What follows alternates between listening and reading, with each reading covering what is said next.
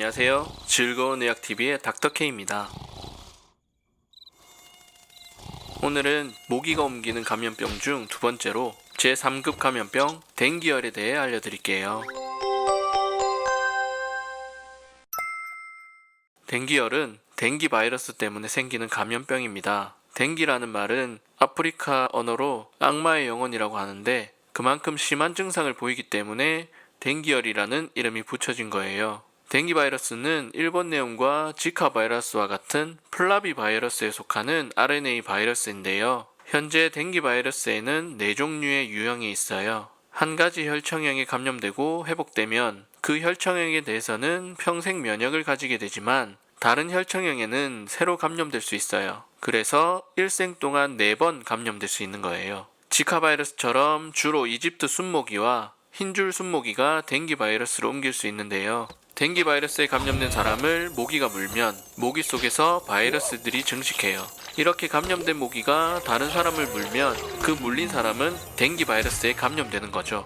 모기뿐만 아니라 임산부에서 태아로 수혈을 통해서도 전파될 수 있어요. 잠복기를 거치고 난 후 대부분 모르고 지나가거나 약하게 앓고 지나가는데 4명 중 1명 정도에서 증상이 나타나요. 대표적인 증상은 고열이 나는 거고 구역질, 구토, 피부 발진, 출혈성 반점, 두통, 근육통, 관절통, 눈 통증이 생길 수 있어요.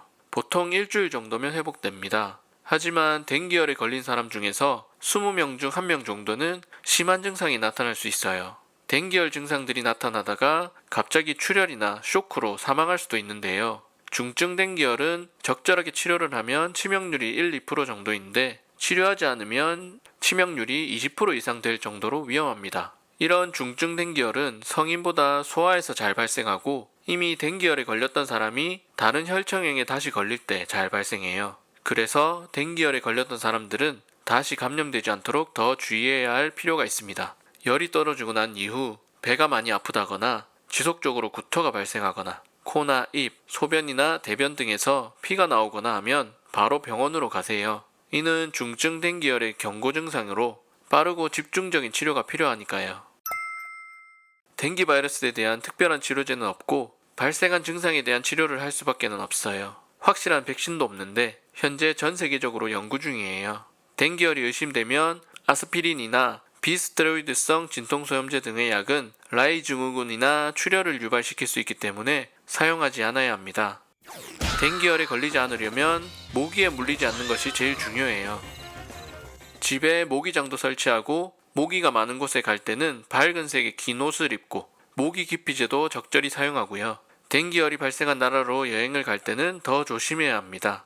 귀국 후 2주 이내에 열이 나거나 피부 발진, 통증 등의 증상이 발생할 경우에는 병원에 가서 해외여행 여부를 알리고 진료를 받으시기 바랍니다. 끝까지 시청해주셔서 감사합니다.